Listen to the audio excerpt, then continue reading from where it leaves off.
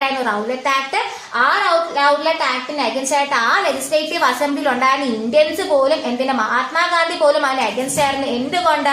Because Rowlatt act എന്ന് പറയുമ്പോഴത്തേക്കും it gives enormous power to the government. Political activity അവർക്ക് suppress ചെയ്യാൻ പറ്റും. മാത്രമല്ല പൊളിറ്റിക്കൽ ആയിട്ടുള്ള പ്രിസണേഴ്സിനെ 2 years ട്രയൽ പോലും കൊടുക്കാതെ പെട്ടെന്ന് തന്നെ നമുക്ക് തടങ്കലിലാക്കാൻ പറ്റുന്നുണ്ടാവും. അതെല്ലാം കൊണ്ടാണ് നമുക്ക് റൗലറ്റ് ആക്ട് എല്ലാ ആൾക്കാരും ഡിഫെൻഡ് ചെയ്തിട്ടുണ്ടായിരുന്നത്.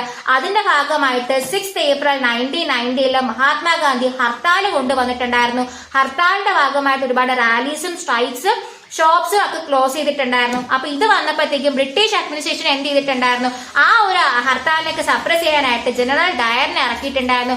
ജനറൽ ഡയർ ആണെങ്കിൽ മാർഷൽ ലോ പാസ്സാക്കിയിട്ടുണ്ടായിരുന്നു. അതിന്റെ ഭാഗമായിട്ട് വളരെ സമാധാനത്തോട് പോയിട്ടുണ്ടായിരുന്നു. അമൃത്സറിന്റെ ആ ഒരു പ്രൊട്ടസ്റ്റിൽ അദ്ദേഹം ഫയർ ചെയ്തിട്ടുണ്ടായിരുന്നു. മാത്രമല്ല 10th April ആയ സമയത്ത് ഡൽഹിയിലേക്ക് മഹാത്മാഗാന്ധി കയറുന്ന രീതിയിൽ അദ്ദേഹത്തിനെ വിലക്കിയിട്ടും ഉണ്ടായിരുന്നു. ഓക്കെ അല്ലേ?